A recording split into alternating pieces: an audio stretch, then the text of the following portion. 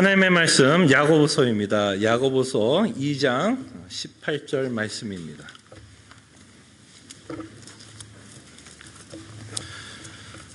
야고보서 2장 18절.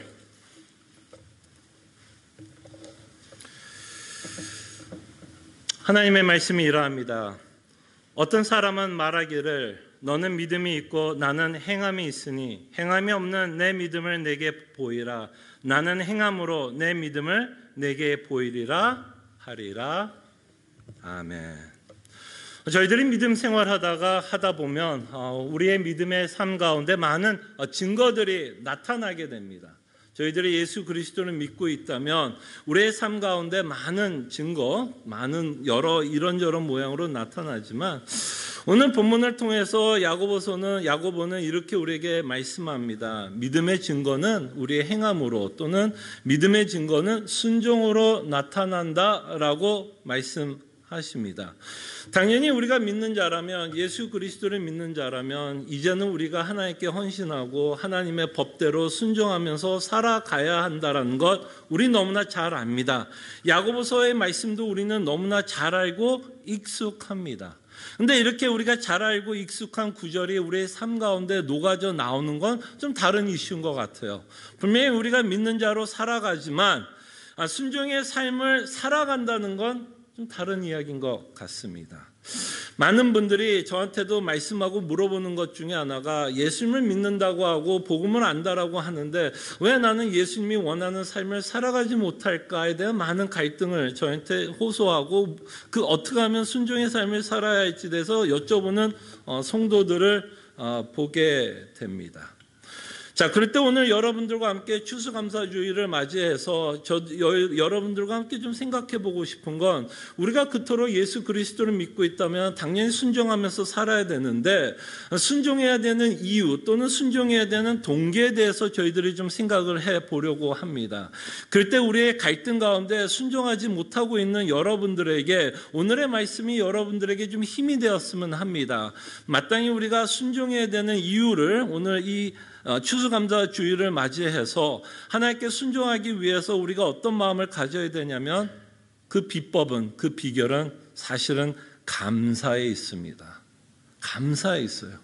우리가 하나님께 감사할 때에 우리는 하나님을 향한 헌신하고자 하는 마음, 더욱더 순종하고자 하는 의지와 결단을 갖고 저희들이 살아간다는 것입니다. 그래서 오늘 여러분들과 함께 감사와 순종이라는 제목을 가지고 오늘 추수감사주일날 말씀을 함께 나누었으면 합니다.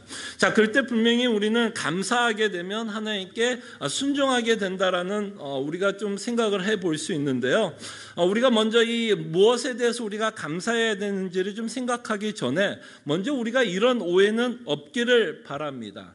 자칫해서 우리는 하나님이 베풀으신 은혜로 말미암아 마땅히 하나님께 순종하면서 살아야 된다는 것이 맞는데 때로는 이 하나님께서 베풀으신 은혜가 우리로 하여금 감사함으로 하나님께 순종하게 하지 않고 오히려 그 베풀으신 은혜가 우리로 하여금 죄책감을 주고 하나님께 순종하고자 하는 마음이 들 때가 있습니다.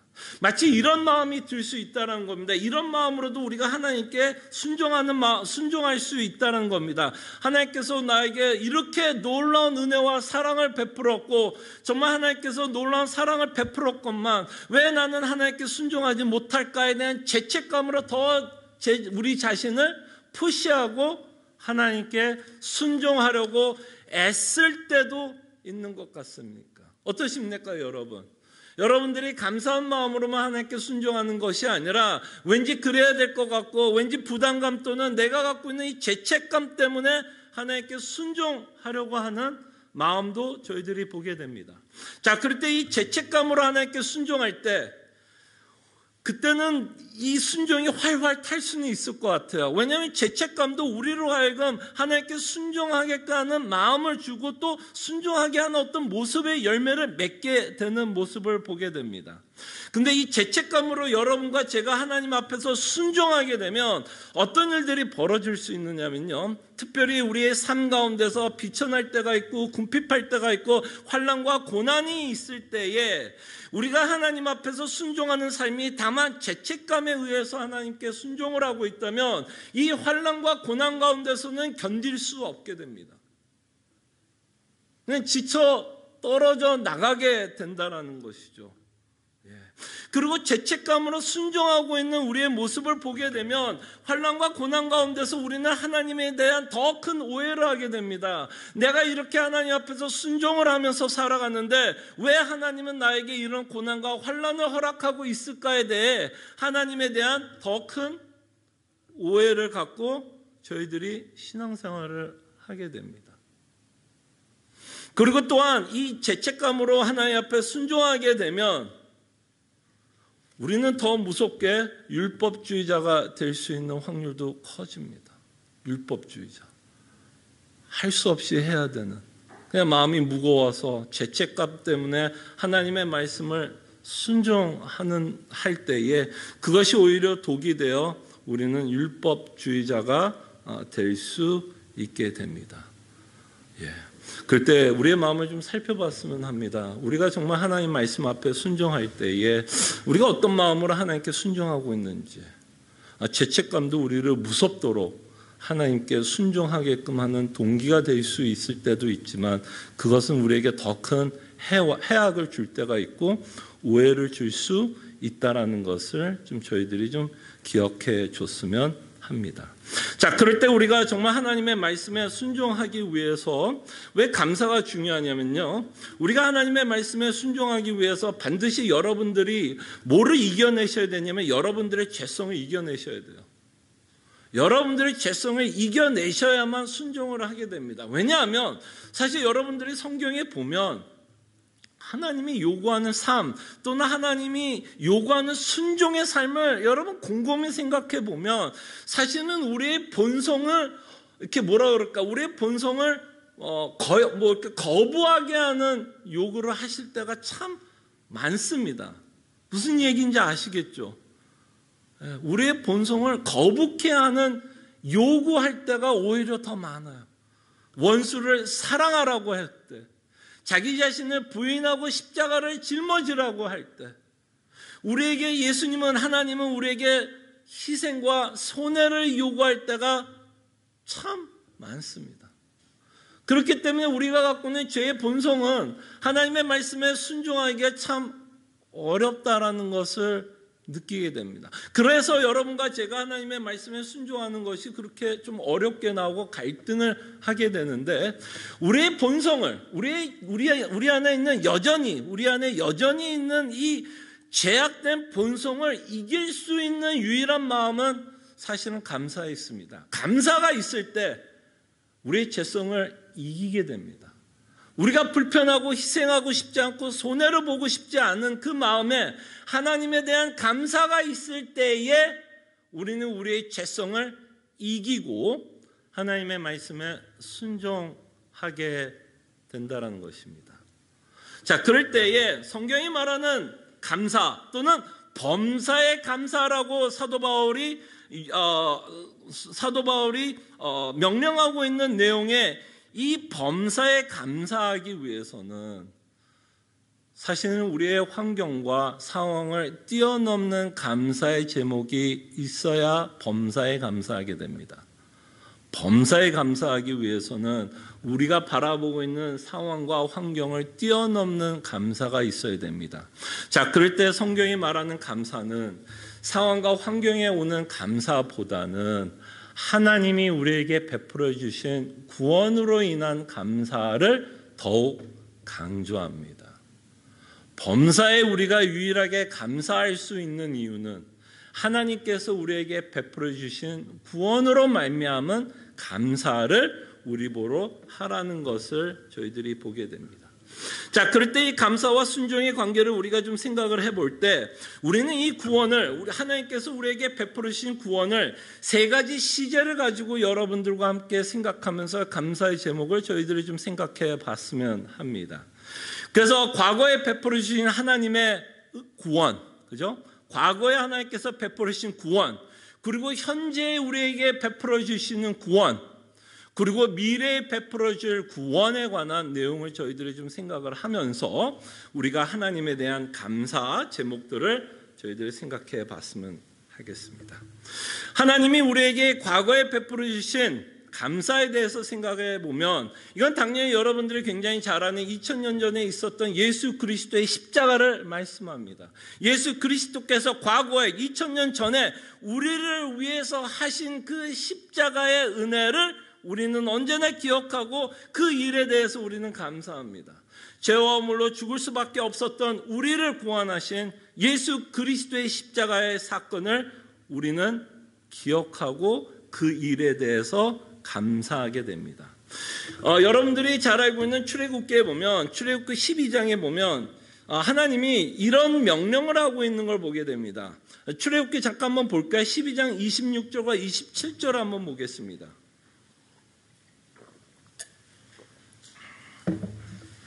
자, 출애굽기 12장 26절과 27절에 보면 이 출애굽기 12장의 내용은 여러분들이 잘 아는 6월절입니다. 이 6월절의 사건을 통해서 이제 마지막 재앙으로 하나님은 이제 이스라엘 백성을 애굽에서 구원하고 해방시키게 되는 결정적인 사건이 되게 됩니다. 자, 그 사건에 대해서 하나님은 뭐라고 말씀하냐면 너희들은 반드시 이 6월절을 영원히 지킬 것을 말씀하십니다. 6월절을 반드시 지킬 것을 말씀하면서 26절과 27절을 저희들이 보겠습니다. 이제 그 이스라엘 백성들이 이제 하나님께서 6월절을 지키라고 했기 때문에 계속 지키게 되면 자녀들이 그 부모님이 하는 6월절에 대해서 물어보지 않겠습니까? 그런 배경 안에서 오늘 26절, 27절 한번 제가 읽어드리겠습니다.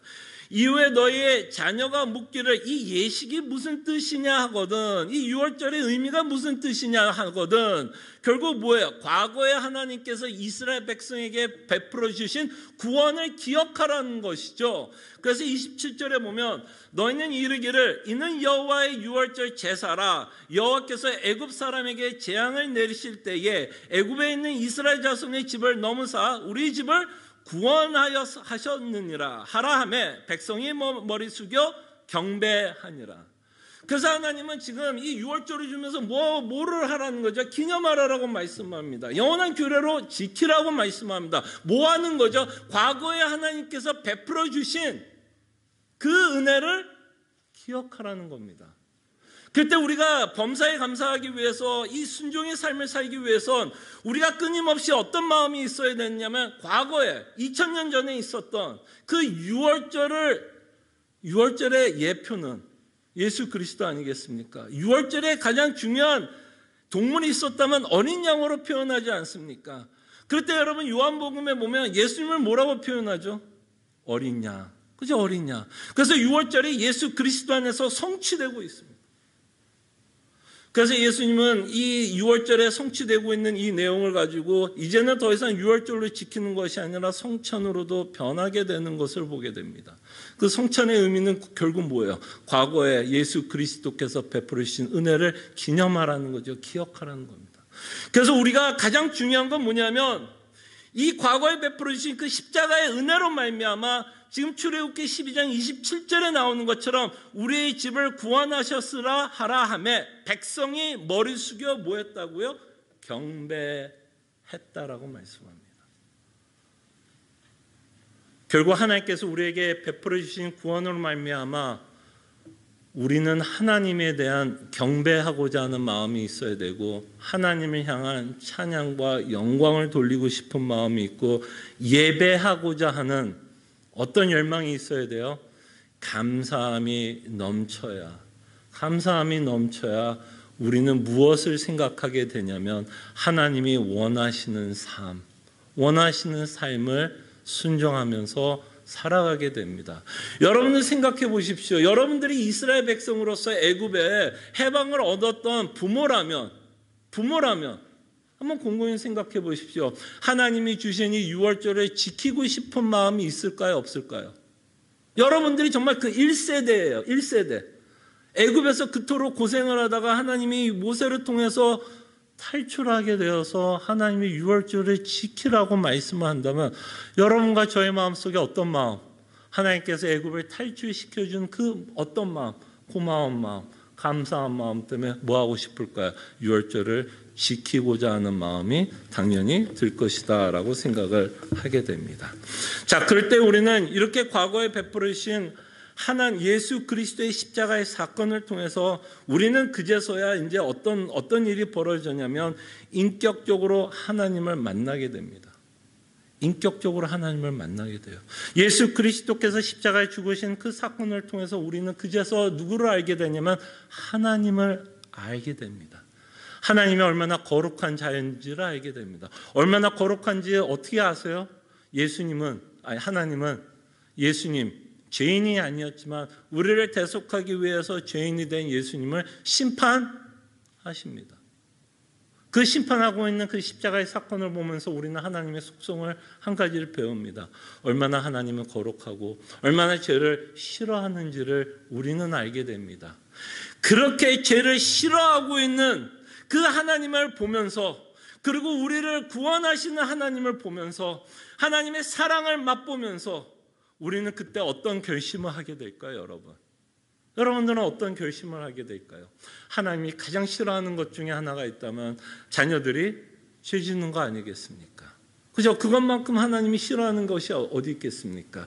그 십자가를 통해서 우리가 알게 되는 그 하나님, 그 인격적으로 만나게 되는 그 하나님을 통해서 하나님이 가장 싫어하는 것이 죄라면, 그리고 우리는 그 십자가를 통해서 우리 마음속에 감사가 넘치게 되면 당연히 여러분과 저는 헌신을 하게 됩니다. 어떤 헌신을 하면서 살아가고 싶을까요? 나의 죄를 죽이면서, 나의 죄성을 죽이면서 세상을 귀하게 여기기보다는 하나님을 더욱더 귀하게 여기고 싶은 뭐가 생길까요? 열망이 생기게 됩니다. 그래서 우리가 혹시 순종이 어렵다라고 생각이 든다면, 첫 번째로 여러분들에게 말씀을 드린다면 우리는 끊임없이 과거에 베풀어 주신 하나님의 은혜를 기억해야 됩니다. 그리고 그것이 정말 나에게 어떻게 다가와야 돼요? 정말 감사하다. 너무너무 감사하다. 라는 고백을 우리는 가져야 됩니다. 자, 근데 여기서만 끝나면 안 될 것 같아요. 물론 과거에 베풀어 주신 하나님의 은혜로 말미암아 우리는 충분히 감사해야 되고 또 지킬 이유도, 하나님께 순종해야 될 이유도 있지만, 또 하나 중요한 원리는 뭐냐면 그 구원이 우리에게 실질적으로 오늘 나의 현실에도 끊임없이 적용이 되는 실질적인 경험을 하셔야 됩니다. 사도 바울의 인생을 보면 사도 바울은 다만 우리에게 그가 믿었던 과거의 예수 그리스도께서 베푸신 구원만을 기록하지만은 않습니다. 사도 바울은 실질적으로 이 복음이 주는 위로를 매일매일 맛보면서 살아갔습니다. 그때 여러분들이 굉장히 잘 알고 저도 참 좋아하는 구절 가운데 고린도후서 12장에 보면 그는 이 땅에 살아가면서 많은 힘든 일이 있었지만 그 중에 가장 힘들었던 것 중에 하나가 육체의 가시를 갖고 살아간다라고 이야기를 합니다. 육체의 가시로 인해서 그는 세 번 하나님께 기도하고 정말 하나님께서 이 육체의 가시를 없애줄 것을 위해서 정말 하나님께 정말 매달리고 기도했습니다. 그러나 그는 과거에 있었던 그 예수 그리스도의 십자가가 그에게 어떻게 적용이 된다라고 고백합니까? 어떻게 고백하죠? 내가 약할 때에 하나님의 강하심을 맛봤다라고 고백을 합니다. 그러니까 이 과거의 십자가는 그의 과거에 대해 죄의 문제만을 해결하고 죄의 문제만을 해결하는 것으로 끝나는 것이 아니라 그 복음이 실질적으로 현실 가운데서 내가 경험하고 내가 아파하고 내가 힘들어하는 많은 문제들 가운데서도 사도는 그것이 위로가 되었고 그것으로 말미암아 사도는 하나님께 감사하게 되며 찬송을 돌리고 있는 것을 보게 됩니다. 그럴 때 우리가 조심해야 될 부분은, 좀 더 우리가 고민해야 될 부분은 이건 것 같습니다. 과거에 베풀으신 구원이 그것으로 끝난다면 그거는 우리가 소위 말하는 지식적으로 끝나는 겁니다.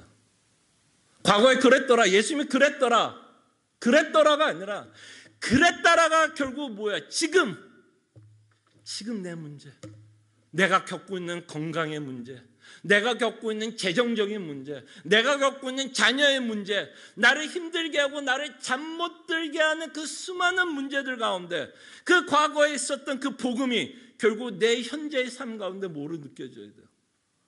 위로로 다가와야 됩니다. 위로로 다가오셔야 돼요. 그때 조금 안타까운 모습들을 보면 여기에서 좀 갭이 있는 것을 보게 됩니다. 성도들의 어떤 삶들을 제가 이렇게 들어보면 좀 갭이 있는 걸 보게 돼요. 과거엔 그랬더라. 근데 그 과거의 십자가의 사건이 실질적인 나의 삶 가운데서는 좀 위로가 안 되는 뭐가 있어요? 갭.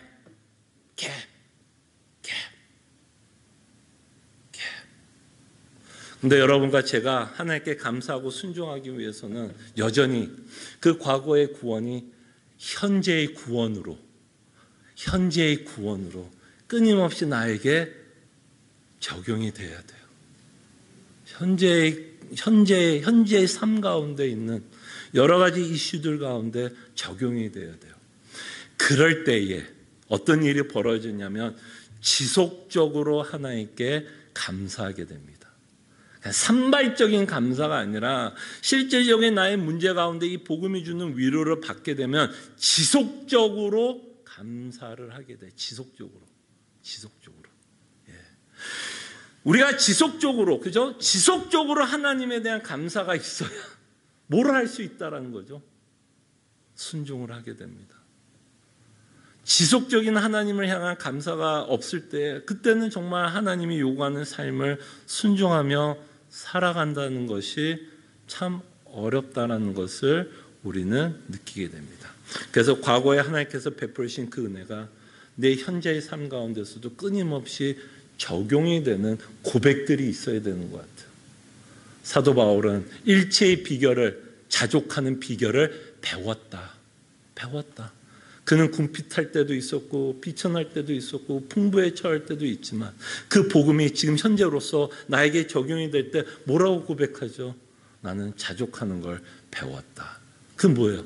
그 과거의 복음이 현재에도 끊임없이 나의 삶에 실질적으로 적용이 되고 있는 모습을 저희들은 보게 됩니다. 그래서 현재 우리가 살아가고 있는 현실 가운데 구원이 주는 기쁨을 우리는 여전히 맛보며 살아갈 때에 하나님께 대한 감사가 있게 되고 그 감사로 말미암아 우리는 지속적으로 어떤 마음이 들어요? 하나님께 순종하고자 하는 마음이 생기게 됩니다. 근데 여기서만 끝나지 않습니다. 우리가 하나님께 또 감사할 수 있는 미래에 있을 구원의 완성에 대해서 미래에 있을 구원의 완성 때문에도 우리는 감사하게 됩니다. 이 미래에 있을 완성될 구원 때문에도 우리는 감사하게 되고 우리는 그 감사로 말미암아 하나님께 순종하면서 살아갑니다. 한 예를 들겠습니다. 여러분, 모세가 여러분들과 저희가 좀 생각을 해봤죠. 모세가 애굽을 등에 지고 떠날 때 히브리서 기자는 뭐라고 기록을 했나요? 금은 보화를 뒤에 두고 이스라엘의 백성들과 함께 고난받는 것을 더 기뻐했다고 말씀합니다. 근데 이 모세가 이렇게 떠날 수 있었던 이유가 뭐였나요? 곰곰이 생각해 보세요. 모세는 약속을 믿고 떠났어요. 약속을 믿고 떠났어요. 이 약속이라는 의미가 뭐예요, 여러분? 당장 이루어진 거 아니면 미래에 이루어질 걸 믿고 떠난 거예요. 당장 그에게 뭔가 이루어졌기 때문에 떠난 것이 아니라 하나님의 약속은 뭐예요? 미래에 있을 것을 그는 믿었기 때문에 금은보화를 등에 지고 떠났다라고 말씀을 합니다. 그럴 때 모세는 또는 우리는 이 하나님에 대한 무한한 신뢰로 말미암아 다시 말씀드리면 그 신뢰가 어떻게 쌓여지는지 아십니까? 과거에 베풀으신 그 십자가의 사건을 통해서 우리는 그 하나님이 얼마나 신실하시며 성실하시며 인자하시며 긍휼하시며 또는 능력이 많으시고 지혜로우신 하나님을 우리는 과거에 그 십자가의 사건을 통해서 우리는 현재를 경험하게 되고 또한 그 십자가의 사건이 내가 살아가고 있는 현재 가운데 그 적용이 되면서 끊임없이 그 하나님이 누구인지는 우리는 알게 됩니다. 자, 그럴 때 여러분들은 이제 여기서 중요해요. 구원으로 말미암아 여러분들이 최종적으로 얻어야 되는 것이 있다면, 여러분들이 베푸신 구원으로 인해서 우리가 최종적으로 얻어야 될 것이 있다면 하나님에 대한 인격적인 교제입니다. 하나님과의 인격적인 교제예요. 내가 구원을 받았다라는 게 끝나는 것이 아니라 내게 베풀어 주신 그 구원 때문에 결국에는 여러분들이 무슨 고백이 있어야 되냐면, 나는 이제 하나님을 안다라는 고백이 있어야 돼요. 그 내가 하나님을 안다라는 그 말에는 이제 무슨 말이 포함되어 있냐면, 이 하나님을 나는 신뢰한다. 신뢰한다. 이 신뢰라는 말이 어떤 말이냐면, 언제나 어떤 상황과 어떤 환경 가운데서도 하나님은 나에게 뭐를 준다? 최상의 것으로만 주신다. 최상의 것으로 주신다. 그 최상의 것으로 주신다는 첫 번째 증거가 성경에서는 예수 그리스도라고 말씀을 하십니다. 그걸로 말미암아 여러분들은 하나님을 참 신뢰하게 됩니다. 그렇다면 여러분들은 천국을 본 적이 없어요. 그죠? 천국 보신 분 없죠? 예, 없기를 바랍니다. 그럼에도 불구하고 여러분들은 왜 천국을 바라보면서 살죠? 제가 매주마다 소리 지르면서 그냥 윽박 지르니까 천국이 있나 보다라고 생각하십니까? 여러분들은 지금까지 한 번도 눈으로 천국을 본 적이 없어요. 없어요. 그죠? 그럼에도 불구하고 왜 이 천국은 마치 너무나 리얼하게 진짜처럼 여러분들은 믿고 살아가는지 아십니까? 여러분들이 천국을 봐서가 아니에요. 여러분들이 천국을 봐서가 아니라 누구에 대한 신뢰 때문에 천국이 있다는 걸 믿는지 아십니까? 하나님에 대한 신뢰 때문에 천국이 있다는 걸 믿는 거예요. 무슨 말인지 알겠죠? 내가 천국을 보지도 않았음에도 불구하고 내가 그 천국이 있다는 걸 믿는 건 누가 신뢰가 되기 때문에, 하나님이 신뢰가 되기 때문에요. 하나님이 신뢰가 되니까 하나님이 천국이 있다라고 이야기하고 하나님의 계획을 이야기하고 그 천국이 하나님이 좋다라고 이야기를 하니까 나는 한 번도 가보지 않았음에도 불구하고 그 천국은 당연히 뭐라고 생각해요? 당연히 있다라고 믿고 살아갑니다. 누구에 대한 신뢰예요? 하나님에 대한 신뢰입니다. 근데 그 하나님의 신뢰는 끊임없이 뭘로 우리가 그 하나님을 신뢰하게 되냐면 복음으로 말미암아 신뢰하게 돼요. 그 복음이 여러분들 하여금 뭐를 알게 된다고요? 하나님을 알게 하고 그 하나님을 신뢰하게 하고 그 하나님이 우리는 눈으로 보지는 못했지만 그것이 너무나 좋은 것이라면 우리는 그걸 믿고 따라갑니다. 그렇기 때문에 모세가 뭘 했다고요? 모세가 뭐 했다고요? 모세가 바보가 되었을까요? 갑자기 모세가 세상 물정을 갑자기 다 잊어버려가지고 야 금은 뭐야? 뭐 별거 아니야 하고 버렸을까요, 여러분? 아니면 세상 물정 다 알지만 뭐를 더 귀하게 여긴 거예요? 하나님이 그 가나안 땅이 더 애굽 땅보다 내가 갖고 있는 금은 뭐보다 뭐하다라고 말씀하니까 더 귀하고 더 가치 있고 최상의 것이라고 하나님이 말씀하시니까 그게 모세가 뭐 한 걸까요? 설득된 거죠. 그 설득된 마음이 결국에는 뭐를 하게 돼요? 애굽을 떠나게 하고 광야를 거치게 하며 가나안을 가나안을 향해 걷게 만든다라는 겁니다. 그래서 여러분 정말 하나님 앞에 순종하고 싶으십니까? 정말 하나님의 뜻대로 살고 싶으십니까? 그때 우리는 어떻게보다는 방법을 저희들이 먼저 좀 생각하기보다는 정말 하나님께서 베푸신 구원을 묵상하셨으면 합니다. 정말 그 과거의 십자가의 사건을 여러분 묵상하시면서 감사하기를 원하고요. 그 다음에 그것이 2000년 전에 있었던 어떤 한 사람의 죽음과 부활하심이 아니라 그 2000년 전에 있었던 그 사건이 실질적으로 나의 문제, 내가 그토록 아파하고 있는 문제의 유일한 답이다.